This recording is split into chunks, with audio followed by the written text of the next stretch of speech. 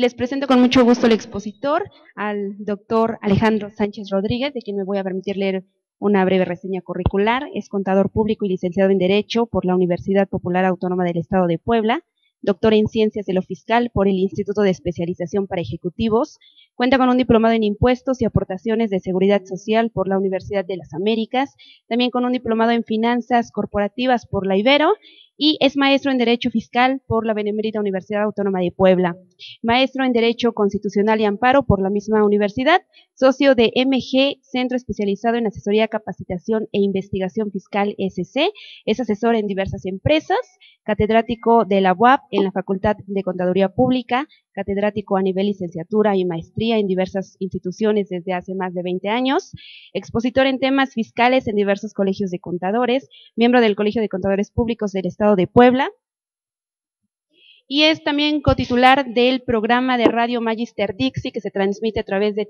www.argoscursaradio.com todos los martes a las 6 de la tarde. Les pido un fuerte aplauso para el doctor Alejandro y damos inicio.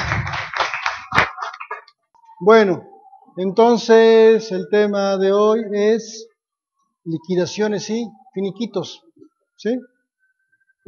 Vamos a ver, este curso ya van varias veces que me hace favor de invitarme a darlo, ¿sí? Y generalmente al final incluyo una práctica de un despido injustificado para calcular ya sea el finiquito y en su caso la indemnización, ¿sí? Entonces, como eso lo hacemos a mano y a veces el tiempo no es suficiente, entonces ahora en este material ya incluimos el ejercicio numérico en este material para no estar porque la idea es que ustedes mismos hicieran la práctica, ¿sí? Ir aplicando la lista del trabajo, pero bueno, pues a veces eso lleva mucho tiempo. Entonces ahora ya incluimos y también incluimos algo del aspecto fiscal.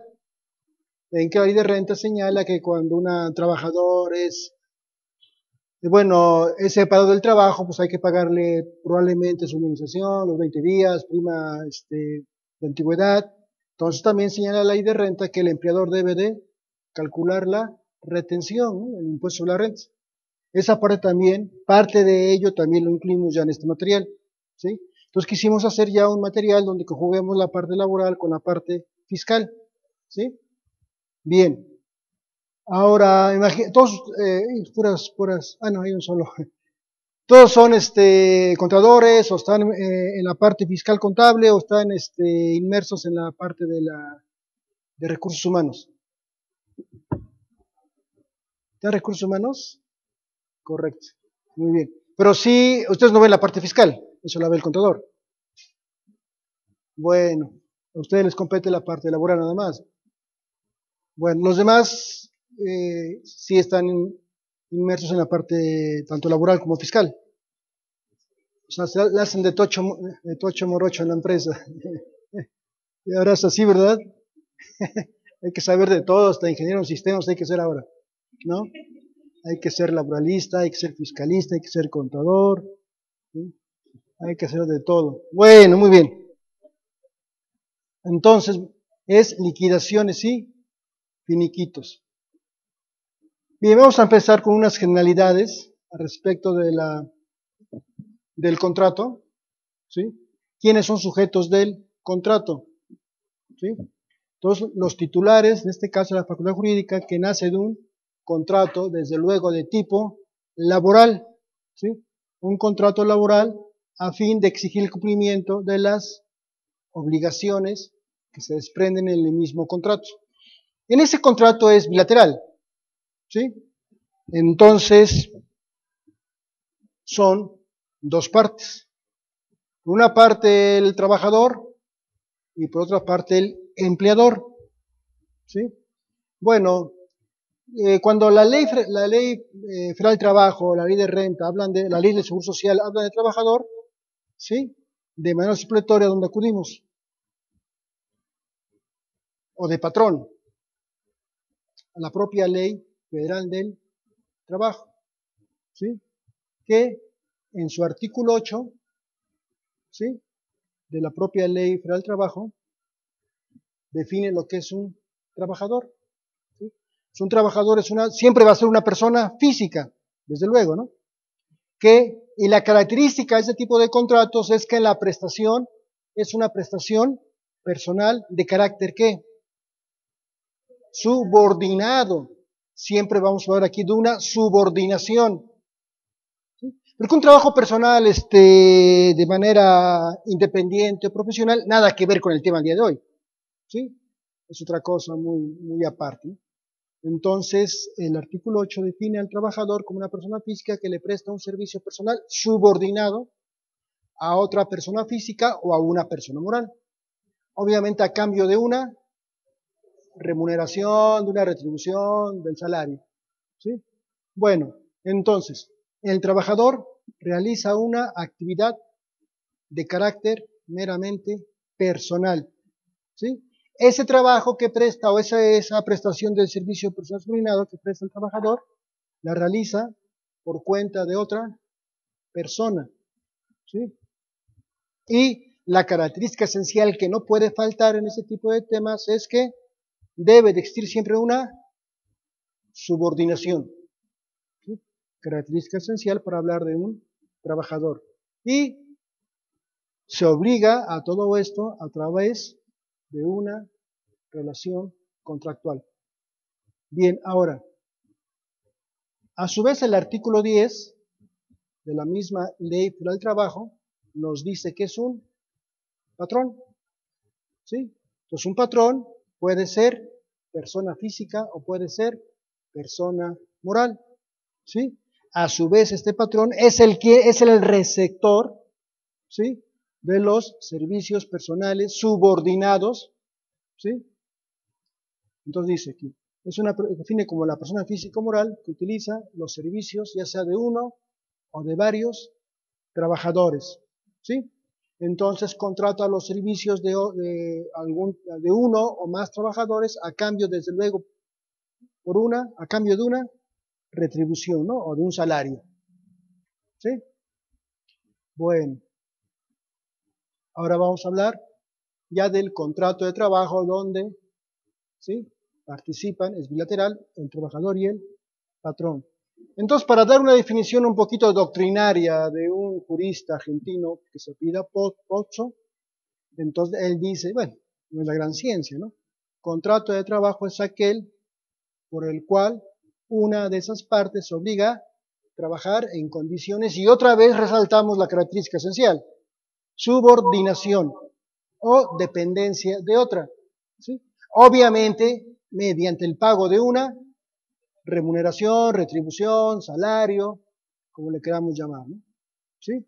Bien, a su vez, a esta definición la podemos analizar de una manera un poquito más profunda, ¿no? Entonces, debe de haber los presupuestos del contrato. ¿Sí? ¿Cuáles son esos presupuestos que en todo contrato de esta naturaleza deben de participar? La capacidad, la idoneidad y la legitimación. ¿Sí? Entonces son tres características que en todo contrato de este tipo deben de prevalecer. ¿Sí? Bueno, ¿qué entendemos por capacidad? ¿Sí? Como característica esencial de este tipo de contratos. Bueno, como dice la nota, es la condición jurídica de las personas en virtud tanto del empleador como, bueno, del patrón como del trabajador, para que puedan ejercitar sus derechos, contraer obligaciones, ¿sí? Celebrar desde luego los contratos y ejercer actos jurídicos. ¿Sí? Ya la legislación civil nos dice quiénes son el que no tiene capacidad es ¿qué? Incapaz, ¿no? Entonces la legislación civil ya nos dice quiénes son los incapaces, ¿no? ¿Sí? Los sordomudos que no pueden darse a entender con señas, ¿sí? Por ahí dice más o menos ¿cómo le llama? Borrachos consuetudinarios, ¿no? Algo así dice, ¿no? Bueno, entonces obviamente, ellos son los incapaces. Entonces debe haber capacidad, ¿no? Para contraer obligaciones y ejercitar derechos, ¿no? Ahora, ¿en qué consiste la idoneidad? ¿Sí? Por ejemplo, ¿qué? Bueno, que sea idóneo, que sea factible, que sea hasta legal. ¿Sí me explico? Yo no puedo contratarme con una banda de robabancos, ¿sí? Donde yo me obligo a robar los bancos, ¿no? ¿Sí me explico? No sería idóneo, ¿sí? Pues no podría darse un tipo de contrato en ese tipo de cuestiones, ¿no? Y finalmente legitimación, ¿qué debemos entender por legitimación? Como dice la nota, es la manera de identificar los participantes o los sujetos en este tipo de contratos, ¿no? Identificar al trabajador, identificar al patrón. Ahora, características de este tipo de contratos de trabajo. ¿Han escuchado hablar la palabra sinalagmático? No. Todos son contadores, ¿sí? ¿Hay un abogado? Ah, correcto. ¿Qué nos enseña en la Escuela de Derecho acerca de los contratos? Generalmente hay una materia que se llama contratos, ¿no? Que estudiamos los tipos de contrato, ¿no? ¿Cuál es el contrato sinalagmático? ¿Qué comenté hace rato? En ese tipo de contratos participan dos sujetos. Entonces, sinalagmático no es otra cosa que un contrato bilateral realizado entre dos sujetos, ¿sí? En este caso dijimos es el patrón por un lado y el trabajador por el otro, ¿sí? ¿Qué entendemos por tracto sucesivo? A lo mejor los contadores ese tipo de conceptos ni idea, ¿no? Pero a lo mejor sí tenemos una idea. A lo mejor me equivoco y sí tenemos una idea, ¿no? Como contadores, ¿qué es tracto sucesivo? Es un término que se utiliza mucho en cuestiones jurídicas, ¿no? ¿Sí? ¿Por qué será eso? No, todos los contratos generalmente son una persona se obliga a algo, ¿sí? A cambio de algo, ¿no? ¿Sí? Continuos. Por ejemplo, un contrato de compraventa es una simple acción, ¿sí? Tú me entregas la cosa y se acabó, ¡pum! ¿Sí? Un contrato de arrendamiento es un contrato que sigue en el tiempo, ¿no? Lo que se conoce como tracto sucesivo. ¿Sí me explico? Entonces, tipo de contratos, una característica importante es que es de tracto sucesivo, o sea, es de todo el tiempo, ¿no? ¿Sí? ¿Sí me explico? Bueno, el tiempo depende, ¿no? Si es, pero hay un tiempo, ¿no? Todo el tiempo está bien. ¿Qué es oneroso? Correcto, hay título gratuito y a título oneroso. Entonces son opuestos, ¿sí? Entonces todo aquello que no sea gratuito es decir, que lleva un costo. Esto es muy oneroso, decimos, ¿sabes? ¿No? Es muy costoso. ¿Sí me explico? Por ejemplo, la ley de renta dice, son deducibles los donativos que se entreguen siempre y cuando no sean onerosos ni remunerativos. No oneroso, dice la ley de renta, para que un donativo sea deducible. Al decir no oneroso, entonces quiere decir que sea, ¿cuál es lo contrario del oneroso? Gratuito, ¿no? ¿Sí me explico? La ley de renta nos habla de no oneroso. Entonces quiere decir que tiene que ser de agrapas, ¿no? Bueno, obviamente es un contrato que tiene un nombre, ¿sí? Y finalmente debe de, entre comillas, debe de participar ¿qué? Pues el consenso de las partes, ¿no? ¿Sí? Es decir, no es un contrato unilateral, sino tiene que participar, ¿sí? El consenso de ambas partes, ¿no? Bueno, eso es en términos teóricos, ¿no? ¿Sí? Bueno, entonces, seguimos con los elementos esenciales de este tipo de contratos. Obviamente debe estar que el consentimiento, ¿no? El contrato de trabajo es consensual, se forma por un acuerdo obviamente de voluntades. El objeto material del contrato, ¿cuál es? Pues obviamente el mismo trabajo, ¿no? La prestación de un servicio personal subordinado y la causa del contrato son las formalidades o la entrega de la cosa a la que se había dado vida, bueno, dicho contrato. Bueno, elementos del contrato natural, bueno, este tipo de contratos, la prestación del servicio puede ser ¿qué? No necesariamente puede ser física, también puede ser intelectual, ¿sí? Fíjense, ¿desde cuándo quiero investigar así? Me gusta mucho dedicar a la investigación, ¿sí? Precisamente en esta revista hay 2 artículos que me hicieron el favor de pedir, ¿no? Para publicarlos, ¿no? ¿Sí?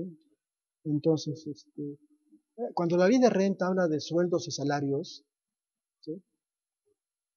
¿Cuál es la diferencia entre un sueldo y un salario? ¿Por qué decimos sueldos y salarios? ¿Sí? Yo he tratado de investigar y desde la antigüedad vienen esos nombres, ¿no? En la antigüedad algunas personas que prestaban un servicio personal subordinado se les retribuía en especie, que era sal, de ahí viene la palabra, ahí deriva la palabra salario. Y a otras personas se les retribuía con una moneda de oro que era soldium, de ahí viene la palabra sueldo. A mí me da mucho coraje que la ley de renta hable indistintamente de sueldos y salarios. Incluso llega a hablar del último sueldo mensual ordinario, así es textualmente la ley de renta. No hay sueldo. La ley federal del trabajo jamás define qué es un sueldo, ¿sí? El artículo 88 de la ley federal del trabajo nos dice que a las personas, aquellas personas, ¿sí?, que prestan un servicio material o ejecutan un trabajo material, la ley federal del trabajo señala que no se les puede pagar con una periodicidad mayor de 7 días, ¿sí? Trabajo material, como dice ahí, ¿no? El trabajo puede ser físico, puede ser material. Y a las demás, dice la ley federal del trabajo, a las demás, es decir, a todas aquellas personas, trabajadores que no prestan un servicio personal subordinado, ¿sí? Como los de cuello blanco, como se les llama, ¿sí? No se les podrá pagar con una periodicidad mayor de 15 días. Yo creo que de ahí deriva por qué hablamos de sueldos y salarios. Pero la ley federal del trabajo jamás, la ley habla únicamente de salario. Únicamente con la reforma del 30, publicada el 30 de noviembre del 2012, ya aparecen en 3 artículos novedosos nuevos la palabra sueldo. Antes de la reforma ningún artículo de la ley federal del trabajo nos hablaba de sueldo. No existe legalmente el concepto de sueldo, ¿sí? Bueno, entonces, repito, entonces sería salario para los que prestan. Bueno, entonces, yo creo que de ahí nosotros decimos que salario es para el trabajador que realiza un trabajo material. Y el sueldo es los de cuello blanco, ¿no? La famosa quincena del sueldo. No existe sueldo, ¿eh? Pero en fin, ¿no? En fin. Entonces dice aquí, el trabajo puede ser físico, puede ser intelectual, personal, por contrato, voluntario. Bueno, obviamente. A cambio de un elemento esencial de ese tipo de contratos, se presta un servicio personal que puede ser físico, puede ser intelectual, a cambio, desde luego, de un salario, ¿sí? El artículo 82 de la Ley Federal del Trabajo nos define el salario como aquella retribución que recibe una persona por prestar precisamente un servicio personal subordinado. Ya el artículo 84 nos dice qué comprende el salario, ¿no? La cuota diaria, gratificaciones, percepciones, comisiones, ¿sí? Bueno, me voy a adelantar un poquito. En el caso de una indemnización, ¿usted les ha tocado indemnizar a trabajadores? No. Correcto. Muy bien. ¿Alguien ha indemnizado a un trabajador? De los 20 días, de los 3 meses, ¿no? ¿No? Bueno, al rato lo comentamos, ¿no? ¿Qué salario se debe de considerar para pagar la indemnización? ¿Sí? Lo señala el artículo 88 de la Ley del Trabajo, ¿no? Bueno, eso lo vamos a ver más adelante, ¿no? Bueno, ya dijimos que no puede faltar en ese tipo de contratos la subordinación, ¿sí? Dentro de un horario de trabajo, solo sobre la actividad laboral, a falta de ella no hay contrato de trabajo. Bueno, sujetos del contrato, ya dijimos, ¿no? Hace rato, ¿no? Sinagmático, bilateral. Por un lado, un patrón, cuya definición encontramos en el artículo 10 de la propia Ley del Trabajo, y por otro lado, el trabajador, cuya definición encontramos en el artículo 8, ¿no? De la propia Ley del Trabajo. ¿Sí? Bueno, entonces trabajador no es el cuate que chambeó mucho, que trabaja mucho, no, ¿sí? Es otra cosa, ¿no? Bueno, ahora, para los que están inmersos, bueno, los que están en recursos humanos, todo aquello, ¿sí? Saben muy bien que deben de integrar un expediente laboral. ¿Por qué es esencial llevar ese expediente? ¿Qué dice el 784 de la Ley Federal del Trabajo al respecto? Bueno, dice, uno de los puntos importantes en el proceso de contratación de un trabajador es de integrar correctamente el denominado expediente laboral, ¿sí? Cuyo fundamento lo podemos encontrar en el 784 de la Ley Federal del Trabajo, que vamos a comentar, ¿sí? Entonces, una vez que se ha contratado o que se ha celebrado un contrato de prestación de servicios subordinados, es recomendable, ¿sí?, integrar el denominado por la propia Ley Federal del Trabajo como expediente laboral, ¿sí? Bien, y tener un control adecuado de este expediente, ¿cómo mantenerlo actualizado? ¿Sí? Por ejemplo, ¿qué? Aumentos de salario, ¿sí? Por ejemplo, ¿qué? Ya te pagué tu PTU correspondiente del 2014-2015, eso es mantenerlo actualizado, ¿no? ¿Sí?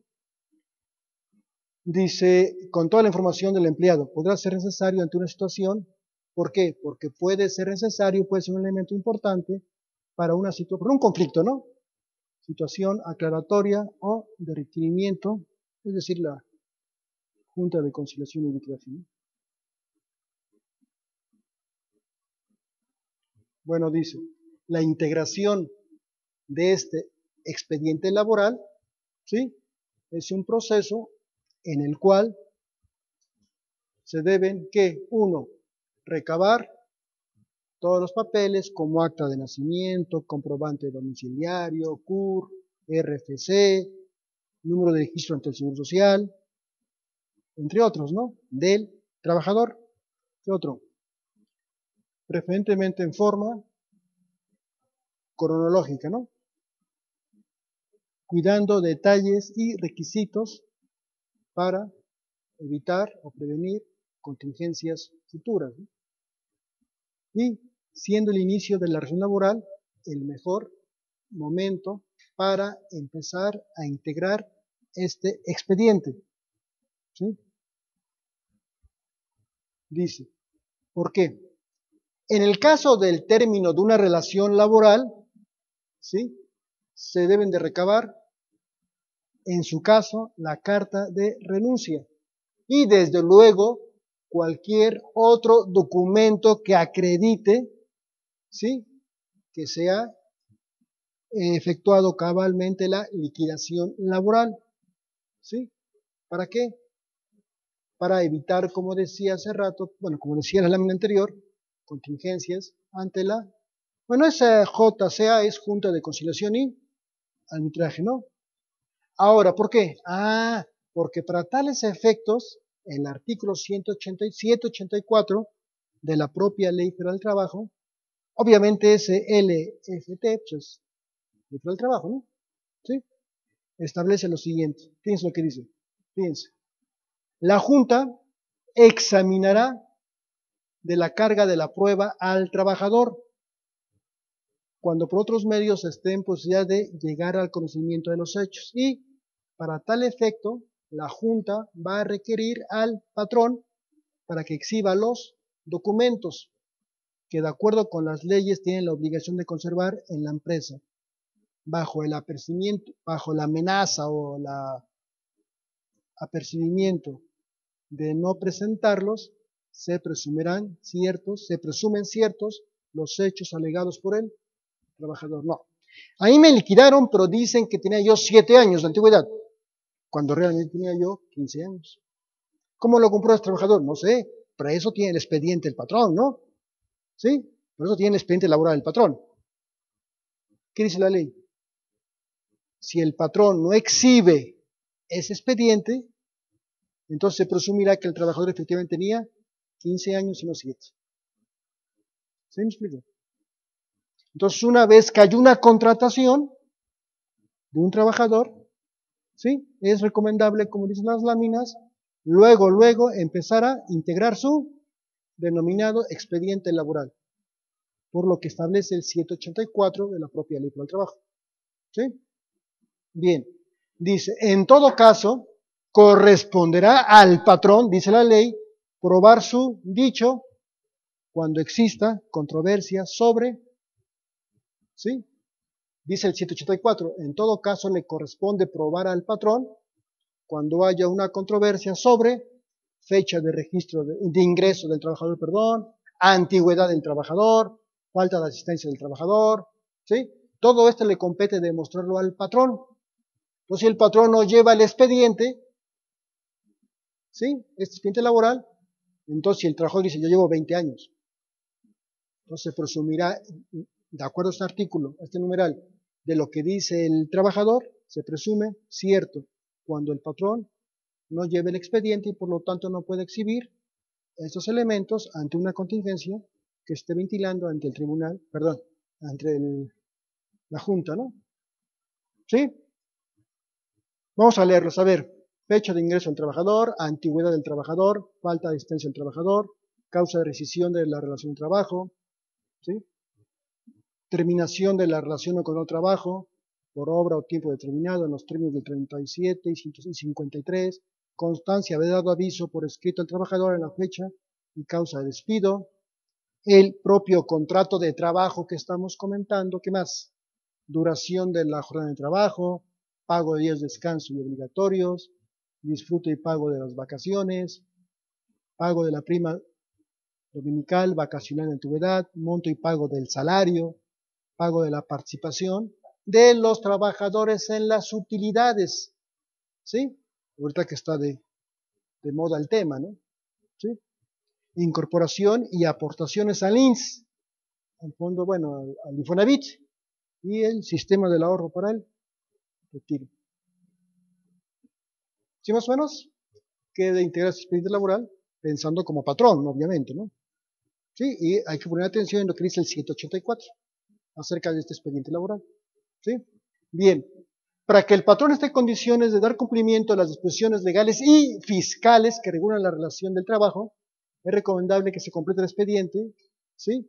Individual de cada trabajador con la lista que a continuación se menciona. Complementar con él acta de nacimiento, obviamente, del trabajador, la solicitud de empleo en caso de haberla habido, cartas de recomendación, constancia de antecedentes no penales, ¿sí? Que yo no estoy de acuerdo, ¿eh? Fíjense, ahora vamos a pedir un empleo, ya sea con el sector privado o público, nos pide qué. Entonces se entiende que qué. Si yo estuve en la cárcel, cometí un delito y estuve en la cárcel, pagando mi sentencia, quiere decir que fui rehabilitado. Entonces salimos a la calle, o el reo, el ex reo sale a la calle y le van a pedir los penales. Entonces nadie le va a dar chamba porque tiene antecedentes. Entonces, ¿de qué sirvió la rehabilitación? Entonces, el Estado nos obliga a cumplir nuestra condena para que el mismo Estado nos niegue luego el trabajo, ¿no? Entonces, ¿me obliga a qué? ¿Volver a qué?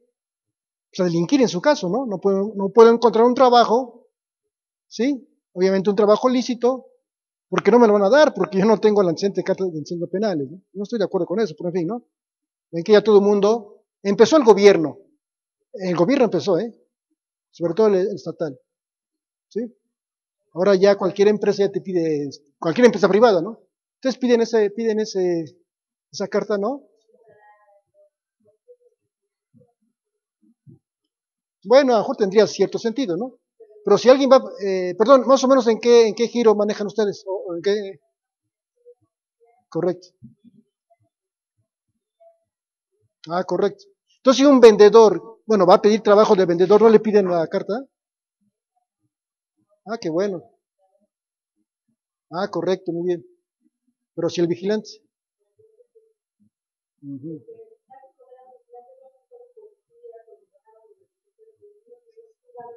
Claro.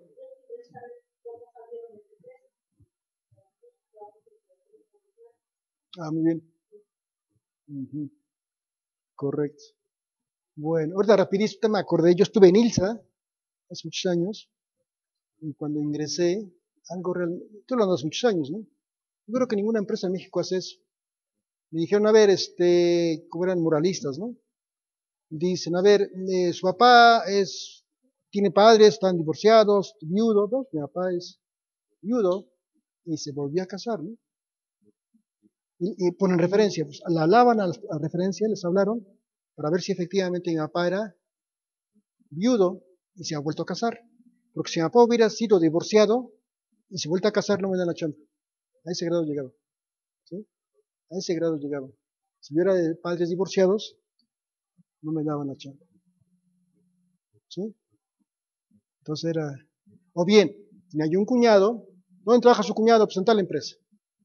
Dice mi cuñado, oye, me hablaron de ILSA a mi jefe, pero no, pero le hablaron pidiendo referencias de mi cuñado, no mías.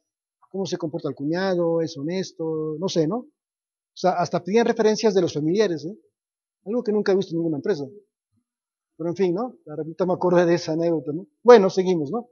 Entonces decíamos, solicitud de empleo, nos quedamos salió el comentario por la constancia de antecedentes no penales, que yo no estoy de acuerdo, pero en fin. ¿Sí? Obviamente algunas piden examen médico, ¿sí? Porque luego va el trabajador, ya va con un problema en la columna, entonces está ahí 2 meses y truena, ¿sí? Entonces, justamente cuando entré a INSA, nos mandan a un laboratorio especial para que nos hagan, ya le pasaba el informe a la empresa, ¿no?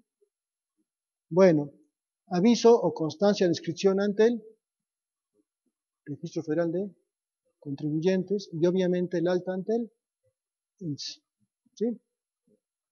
Ven ustedes que el artículo 12 de la ley de Seguro Social establece como régimen, dentro del régimen obligatorio, la fracción primera del 12 son precisamente los trabajadores, ¿sí? Correcto. Bien, ¿qué más? Hablando del trabajador, en su caso, credencial de lector, comprobante de domicilio actual, contrato individual del trabajo, descripción del puesto y función, línea, control, organización y responsabilidad dentro de la misma, obviamente la famosa clave única de registro de población Q, constancia o cédulas que acrediten su capacidad, actitud o facultad para ejercer en su caso la profesión, ¿no? ¿Sí? Examen de admisión en su caso, constancia de retención de créditos de Infonavit, constancia de desacuerdo por otros conceptos por los que la empresa está obligada a retener. Perdón, constancia de descuento, ¿no? Perdón. ¿Como en el caso de qué? Del Fonacot, ¿no? Muy bien. Bien. Ahora, eso es prácticamente cuando el trabajador entra, son documentos que deben integrarse dentro del expediente laboral, ¿no? Ahora bien, esos, ajá, sí, perdón, es que siempre, no, porque creo que como están viéndolo también, ¿sí? Sí, hijos, bueno, esperemos que sí los escuche. ¿Esos documentos tienen algún reglamento? ¿Hay algún reglamento que lo especifica como tales? No, estamos hablando ahorita del 784 de la Ley Federal del Trabajo que nos dice, ¿sí? Que ante un conflicto, ¿sí? Yo entré el día 20, yo tengo 20 años. No, mire, tú sacas su expediente, ¿no? El señor entró. Porque si no muestras esos elementos, entonces se presume de lo que dice el trabajador es cierto, ¿sí? Entonces es pensando como empresa. Todos estos elementos que te pueden ser útiles en un momento determinado, sobre todo cuando surge un conflicto, ¿no? ¿Sí me explico? En el caso de, por ejemplo, a lo mejor la solicitud, todo eso, la fecha en que ingresa el trabajador lo podemos uh-huh. Claro, sí, sí. Y entonces a lo mejor lo que es la solicitud, no es necesario, no obligatorio. No es necesario, pero aquí es una especie de recomendación, ¿no? Pensando como protección de la empresa, no sabemos qué puede surgir en el futuro. ¿Sí me explico? Es decir, que el trabajador demuestre de que se lastimó la espalda producto de un riesgo de trabajo. Entonces tú contratas, momento, el trabajador desgraciadamente ya venía ya con un problema de la espalda, ¿no? ¿Sí me explico? Ya pensando como empresa, ¿no? Pensando en proteger a la empresa en el caso de una contingencia, ¿no? ¿Sí? ¿Ah? Sí. Sí, puede ser, puede ser. Ven que existe la posibilidad del famoso pensión alimenticia, ¿no? ¿Sí? Entonces, a través de una orden judicial, ¿sí? Es 50% va para la esposa de tus hijos, ¿no? Ahí podría entrar esa pensión alimenticia, ¿no? Derivado de una orden judicial, ¿no? ¿Sí? Que ya lo dice, ¿qué dice la ley del Seguro Social? Que los salarios son y las pensiones son inembargables. Solo permite la ley del seguro embargar hasta el 50% derivado de esa circunstancia. Es en el título 1 del 1 al 10, más o menos, si no mal recuerdo, como en el 9 o como en el 10. ¿Alguien tiene la ley social en la mano? ¿No? Pero está entre el 9 y el 10 de la ley del seguro social. ¿Sí? Que por eso pues, corriendo no traje mi ley, estaba trayendo mi ley del seguro social y mi ley para el trabajo, y en un solo compendio, ¿no? Pero cuando me corriendo no la traje, que son importantes. Bueno, seguimos, ¿no? Entonces decíamos, además, durante el transcurso ya de la relación laboral, ¿qué otros elementos o documentos deben de, sí, como precaución, porque no existe un mandamiento legal que diga, debes de tener esto, ¿no?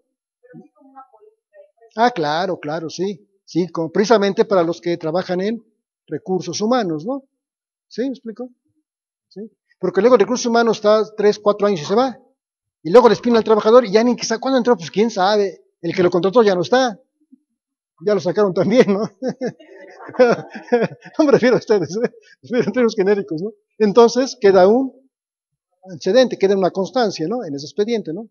Porque la gente se puede ir en cualquier momento, ¿no? Y el expediente debe de quedar físicamente ahí en la empresa, ¿no? ¿Sí?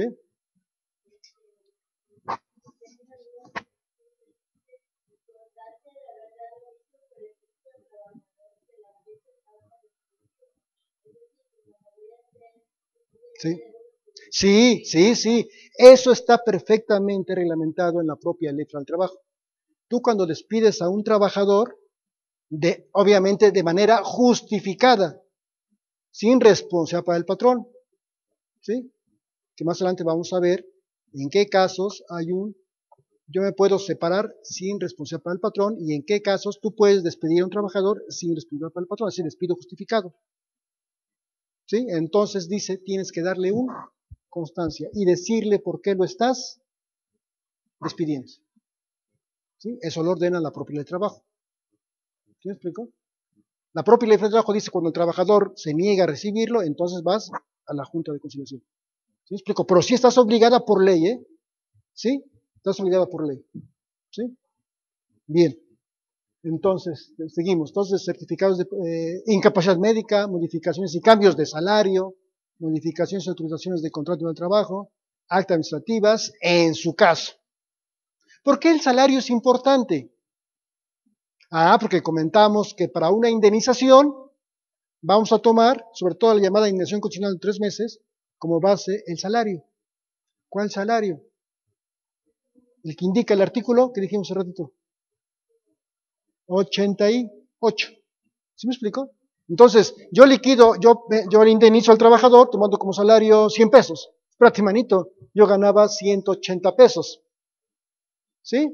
Entonces, por eso también, ¿de qué manera demuestro que el trabajador ganaba 100 pesos diarios y tomando como base esos 100 fue como lo indemnicé? Ah, pues saco su expediente, ¿no? Mira, aquí está. ¿Sí? Porque si el trabajador dice yo ganaba 180 y el patrón no exhibe ese expediente, entonces efectivamente se presume en este caso, de acuerdo al 184, que el trabajador tiene la razón. ¿Sí me explico? Bueno, bueno, reporte de desempeño, como higiene, seguridad del trabajo, ese tipo de cuestiones, ¿no? Avisos presentados a la Junta de Control de Trabajo, finiquitos, en su caso, carta de renuncia y despido, en su caso, ¿sí? Y certificado de defunción, en su caso, obviamente, ¿no? ¿Sí? Bien, entonces estamos en la 19.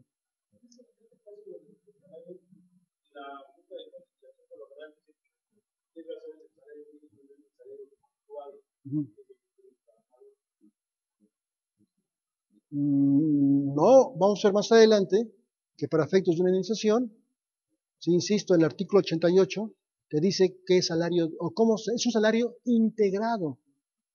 Algo muy parecido como el salario base de educación social. ¿Sí? ¿Tienes el 88 ahí a la mano? A ver. No, es el 80 no es cierto, me equivoqué, es el 89, perdón, que sigue 88. El 88, perdón. El 88 fue el que comenté hace rato. ¿Sí? ¿Sí? Ahorita me acordé, está cerca del 87, fíjense.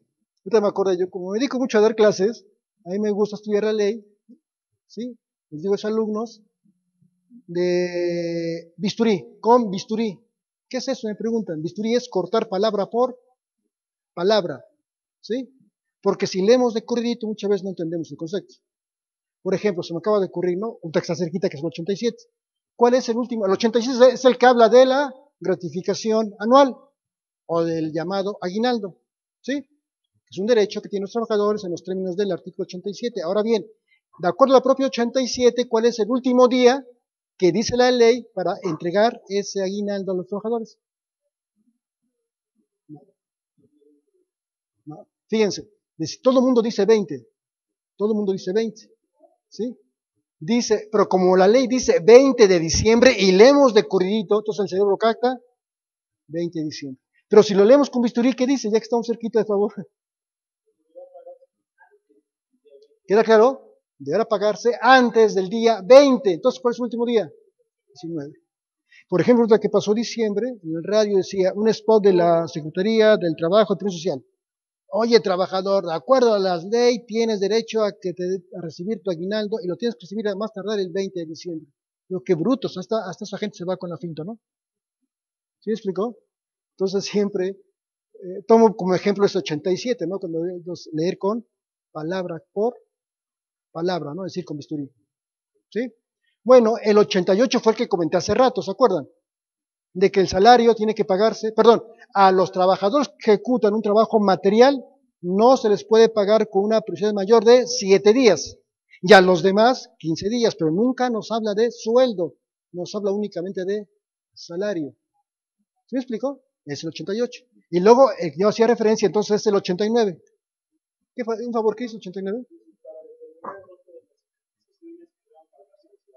¿Queda claro? Para determinar el monto de la indemnización que en su caso se le debe de pagar al trabajador. ¿Queda claro? ¿Queda claro? El salario, la cuota diaria que percibía el trabajador al momento en que se da el despido. Injustificado, ¿no? Ajá.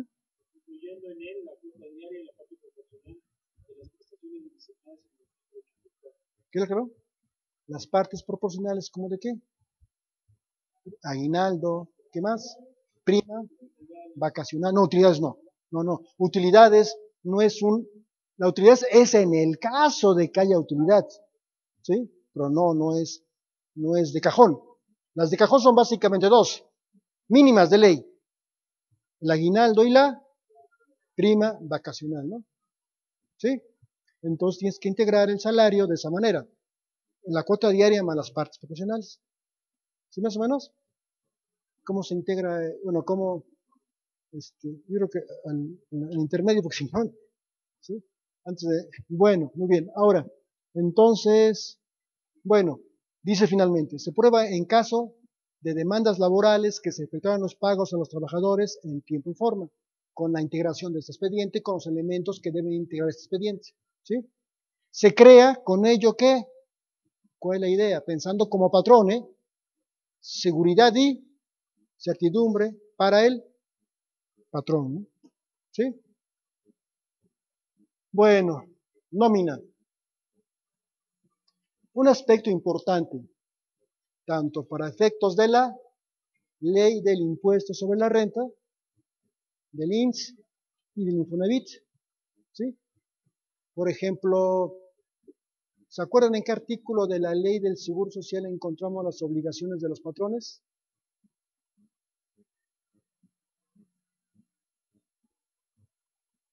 ¿No? Es el 15, ¿sí? La primera obligación, ¿cuál es? Fracción primera del 15, de la ley del Seguro Social. Inscribir a la empresa, inscribir a sus trabajadores. ¿Y la fracción 2? llevar precisamente una nómina o lista de rayo, ¿no? ¿Sí?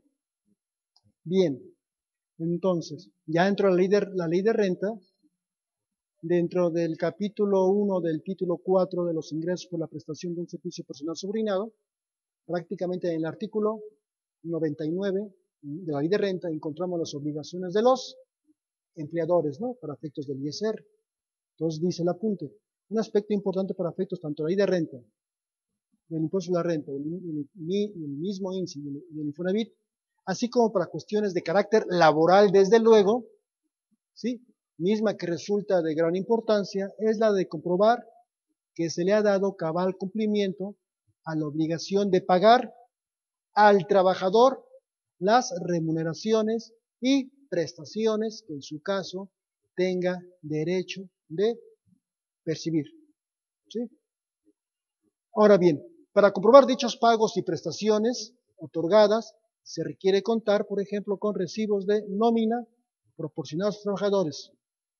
Además, el artículo 804 del Trabajo obliga a los patrones a conservarlos y exhibirlos en su caso. ¿Sí? Fíjense, ¿por qué anotamos ahí el 99, fracción 3 de la ley de rentas? ¿Por qué? Como contadores es importante manejar ¿sí? Los famosos ¿qué? Lo que está de moda del año pasado y ahora. Exactamente. ¿Sí? Y si vemos la fracción 3 del 99, cuando señala que el patrón debe de, el famoso CFDI, la nómina timbrada, dice que servirá para los efectos que establece el artículo 804 de la Ley Federal del Trabajo. Entonces, esa fracción 3 del 99, la ley de renta, nos remite al 804 de la Ley Federal del Trabajo. ¿Sí? ¿Alguien tiene ley de renta, no, verdad? Bueno, bueno, sí, se me olvidó dar Corea mi ley de renta, mi ley de seguro social y de la Federal del Trabajo. Bueno,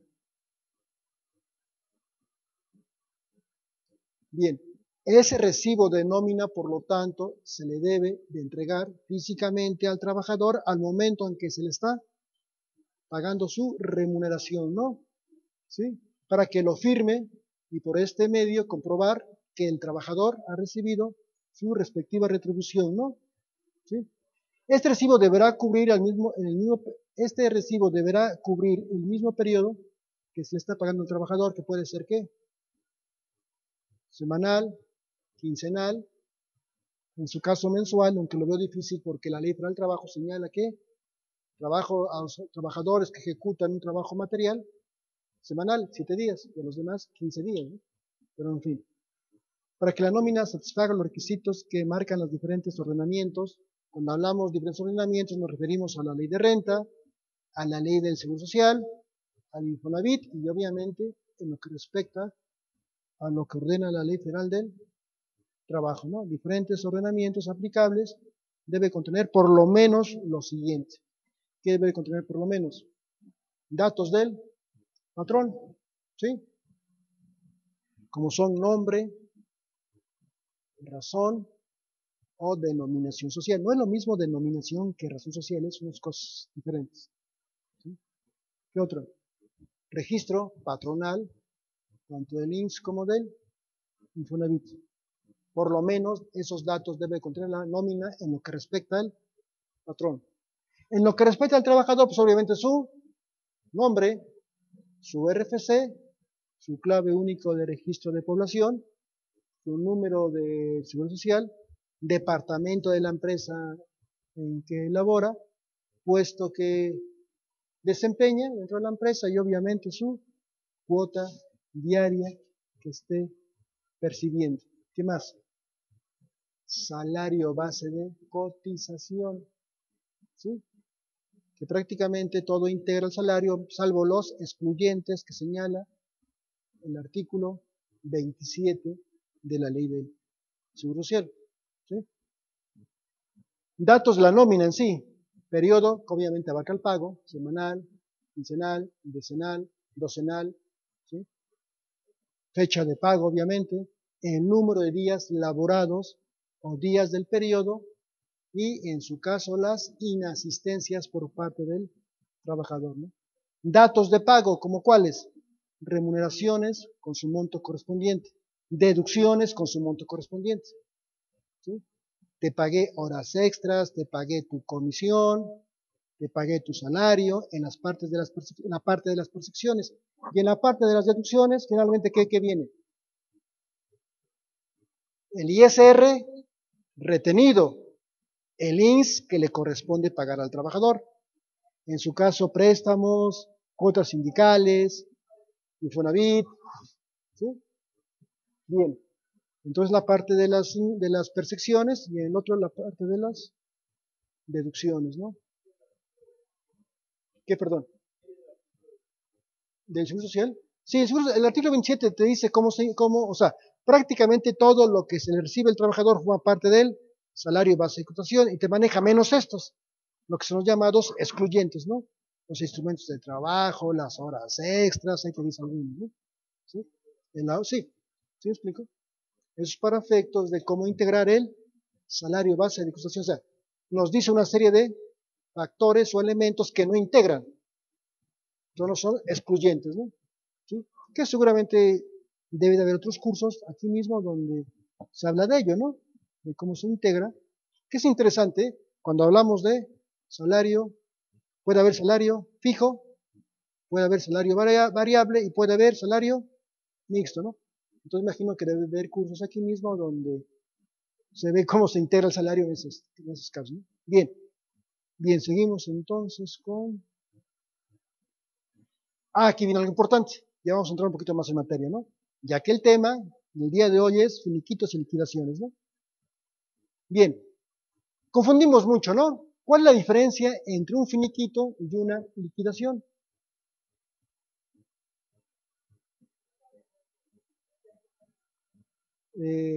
Bueno, bien, dice aquí, según él, ¿qué es eso?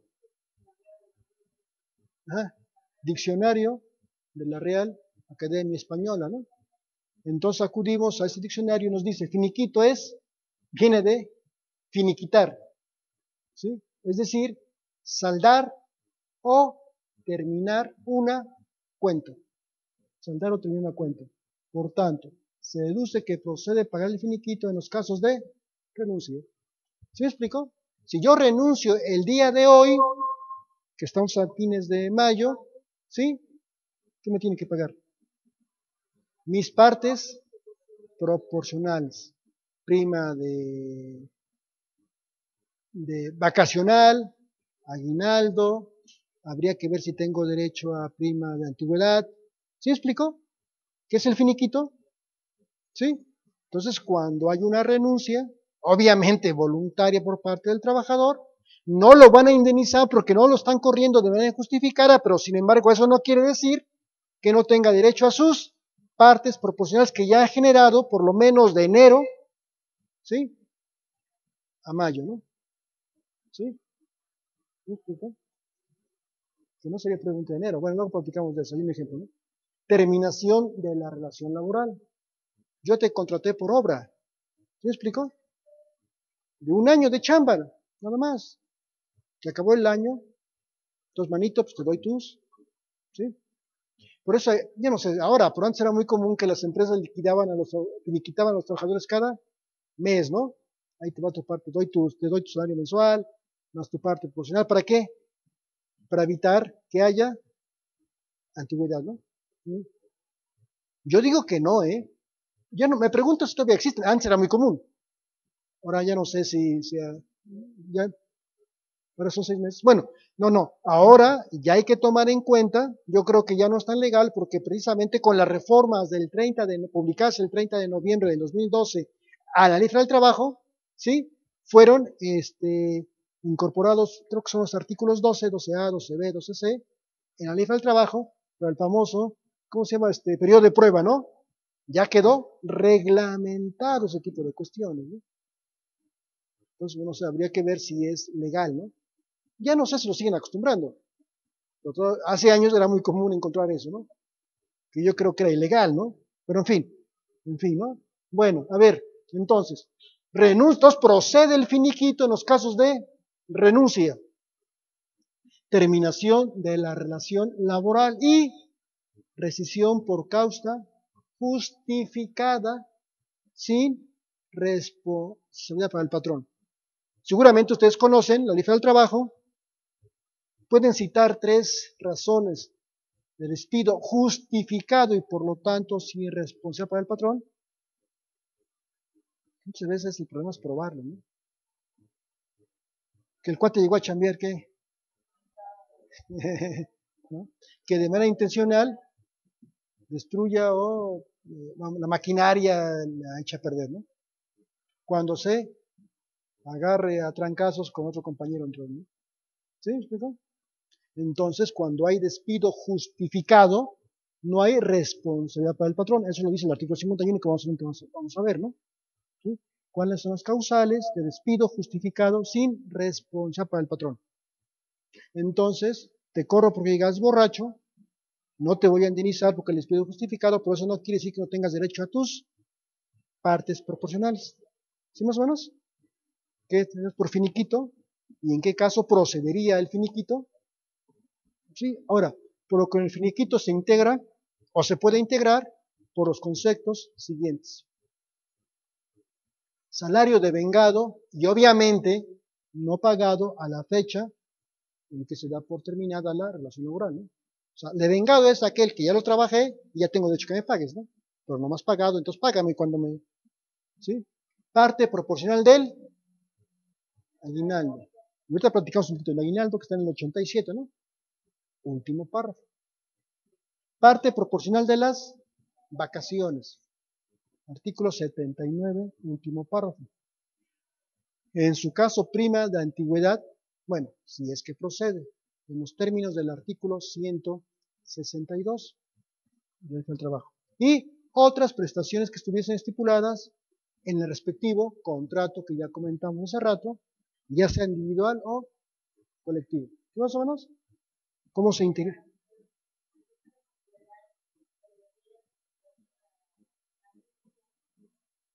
No. La prima de antigüedad en los términos del 162, tienes derecho a la prima de antigüedad cuando tienes 15 años y tú te vas de manera voluntaria, o sea, cuando renuncias. ¿Sí? Sí, cuando tú renuncias de manera obviamente voluntaria, tienes derecho a tu prima de antigüedad siempre y cuando hayas trabajado 15 años. Nosotros vamos a comentar el 162 de la ley del trabajo, ¿sí? El que se refiere concretamente a la prima de, es más bien un caso numérico, ¿no? Un ejemplo numérico. Bien. Ahora, estamos comentando la diferencia entre finiquito y liquidación. Ya más o menos platicamos un poco del finiquito, ¿no? Ahora, ¿qué debemos entender por liquidación? ¿Sí? ¿Qué es liquidación? ¿Dónde viene la palabra liquidación? Aquí no. Establecer, determinar en cantidad líquida, de ahí viene. Líquida es 100 pesos, 200 pesos, 300 pesos. ¿Sí me explico? De ahí viene la palabra liquidación. ¿Sí? Dar a conocer en términos líquidos, es decir, en dinero. Bueno, entonces dice, es así que entonces el término liquidación se utilizará cuando el patrón se encuentre obligado a efectuar un pago indemnizatorio, es decir, resarcirle un daño o un perjuicio causado al trabajador. ¿Por qué? Porque el despido ha sido injustificado. ¿Queda claro? ¿Sí? Entonces generalmente es donde nacen todos los pleitos, ¿no? Me corren, yo digo que el patrón dice que fue justificado, yo digo que fue injustificado. ¿Por qué? Porque voy a pelear la indemnización. No, en este caso, bueno, sí, liquidación que proviene de una indemnización, que van ligados, ¿no? ¿Sí me explico? Entonces, liquidar está relacionado con indemnizar al patrón porque este último le ha causado un daño y un perjuicio al trabajador. ¿Sí me explico? ¿Cuál es la diferencia entre daño y perjuicio? Ahorita que estamos hablando de diferencias. Escuchamos seguido, ¿no? Que voy a demandar por daño, sí. Son dos cosas diferentes. ¿Sí? No te vino a la mente, ¿no? ¿Sí?